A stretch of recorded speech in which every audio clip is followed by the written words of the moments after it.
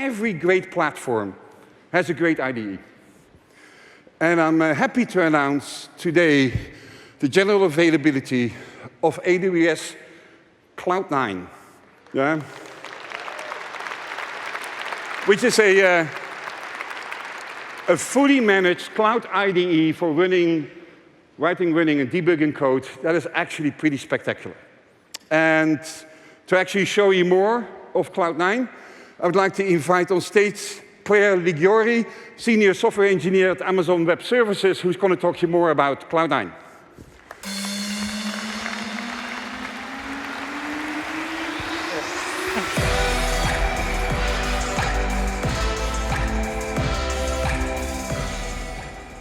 You ready, Ankur? Let's do it. Hi, I'm Claire Ligiori. I'm a software engineer in AWS Developer Tools. And with me here today is Ankur Agarwal, the product manager for AWS Cloud9.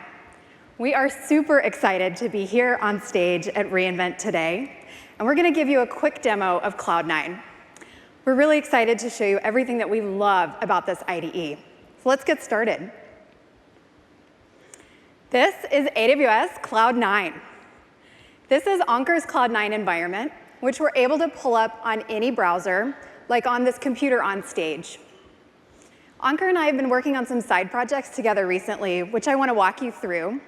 We've been working on some applications to build applications that help us to throw team parties for the Cloud9 team. On the left panel of this screen, you can see we have a DJ app where people can vote on the music they want to hear at our team parties. And there's a trivia night app preloaded with some AWS trivia for our team trivia nights. On the right-hand side, you can see the Cloud9 code editor with some of our project code open. Cloud9 also has a full terminal built right into the IDE. I personally really like to customize my IDE, so I always go in and change the theme. I like this dark theme. Ankur likes it a bit lighter. I also always change the key binding.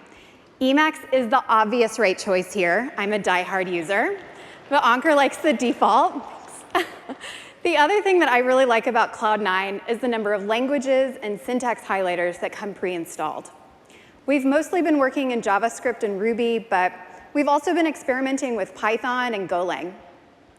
So let's jump in and run one of these applications. We're now going to run the Trivia Night app right in the IDE. And then we can go and preview this running application.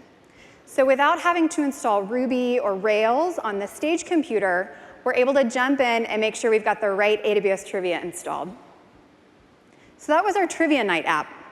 We also have our DJ app where people can upvote or downvote songs for the party. So let's switch over to the terminal.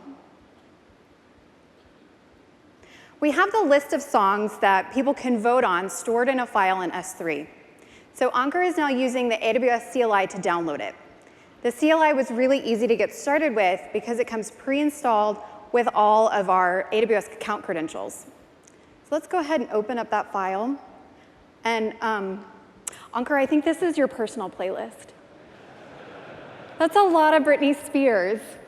I love Britney too. I hear that she has a great show here in Vegas.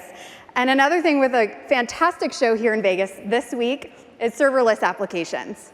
So Ankur and I, for our side project, we've been working with serverless a lot, and we're really excited about the possibilities here. Cloud9 really helped us to iterate really quickly on the Lambda functions we've built. Right here from within the IDE, you can see all the Lambda blueprints, which helped us get started really quickly. I want to show you a sample Lambda application that we built that orders food for our party. Our big plan here is that we'll be able to place an order to our local pizza place at the push of a button. But for now, we've got a proof of concept that orders pizza. So what Ankur is doing now is he's importing this Lambda function into his Cloud9 environment. And now we're looking at the code that orders the pizza. So let's go ahead and jump down to the order details.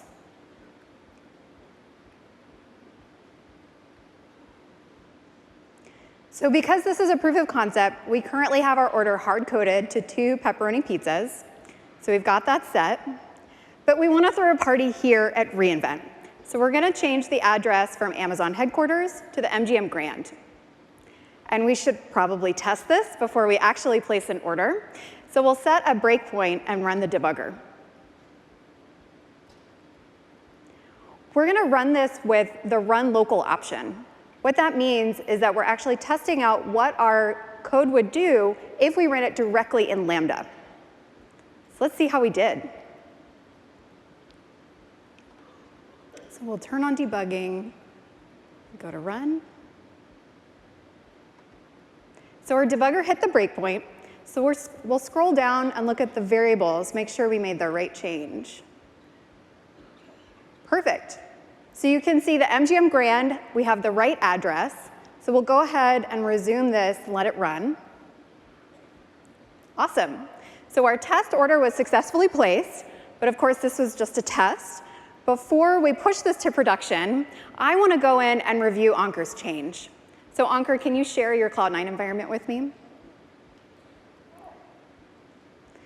This is one of my favorite Cloud9 features. Right now, Ankur is going in and giving me full access to his environment, so we can pair program together and review code. Great, so I'll go in and get in my environment.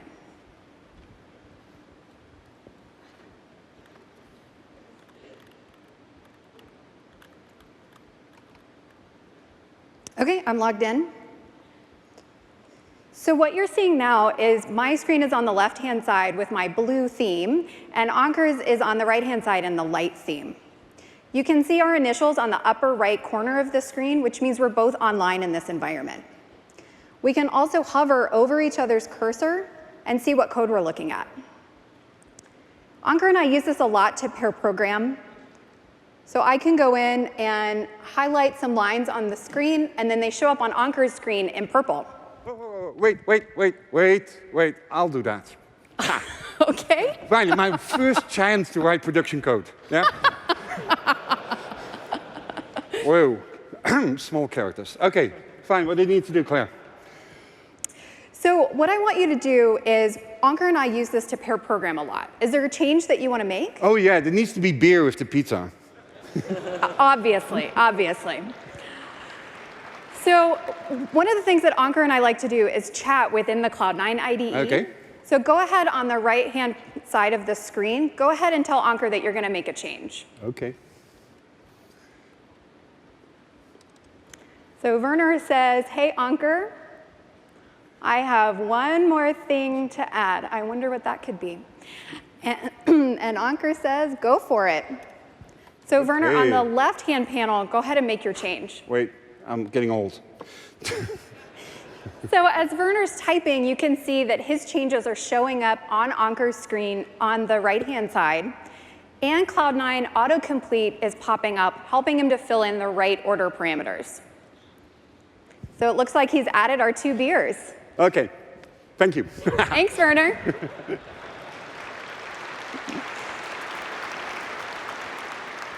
So Ankur, now that that's done, go ahead and push it to production.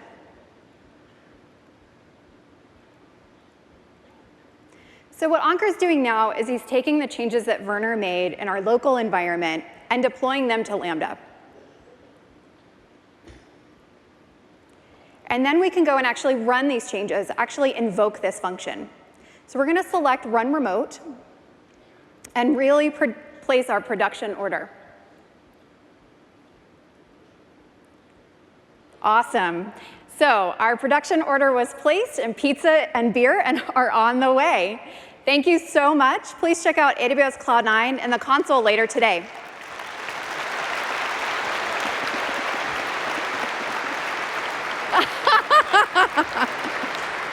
Well, that's fast delivery. Thank you, guys, for a great demo. I left the beers downstairs, backstage. So enjoy them. Thank you. Thank you.